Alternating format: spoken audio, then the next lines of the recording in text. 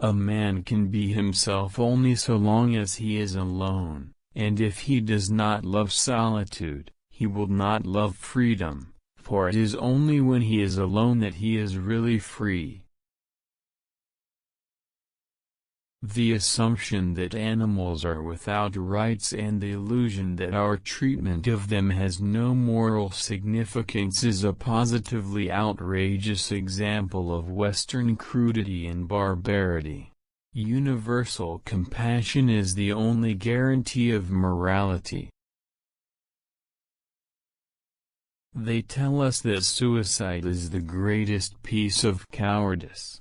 That suicide is wrong, when it is quite obvious that there is nothing in this world to which every man has a more unassailable title than to his own life and person. Every miserable fool who has nothing at all of which he can be proud, adopts as a last resource pride in the nation to which he belongs. He is ready and happy to defend all its faults and follies tooth and nail, thus reimbursing himself for his own inferiority. Compassion for animals is intimately associated with goodness of character, and it may be confidently asserted that he who is cruel to animals cannot be a good man. That when you're buying books, you're optimistically thinking you're buying the time to read them.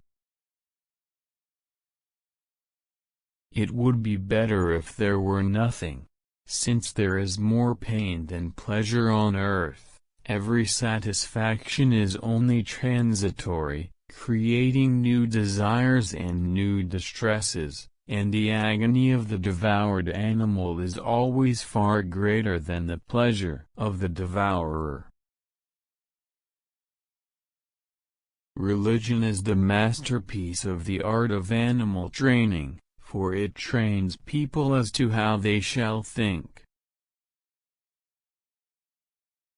So the problem is not so much to see what nobody has yet seen, as to think what nobody has yet thought concerning that which everybody sees. Philosophy is a science, and as such has no articles of faith. Accordingly, in it nothing can be assumed as existing except what is either positively given empirically, or demonstrated through indubitable conclusions. I have not yet spoken my last word about women.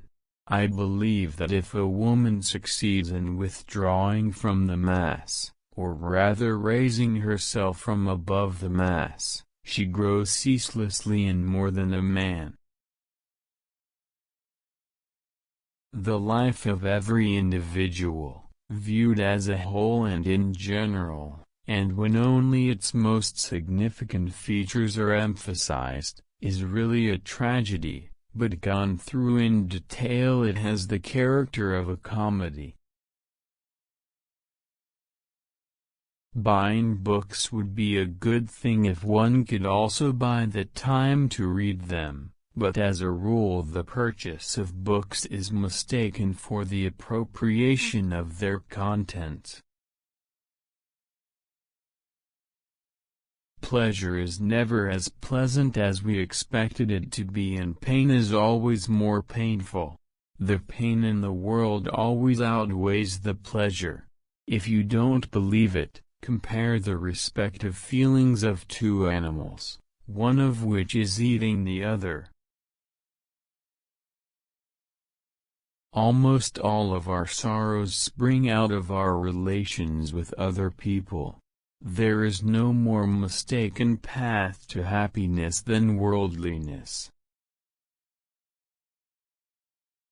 If we were not also interested in ourselves, life would be so uninteresting that none of us would be able to endure it. I have long held the opinion that the amount of noise that anyone can bear undisturbed stands in inverse proportion to his mental capacity and therefore be regarded as a pretty fair measure of it.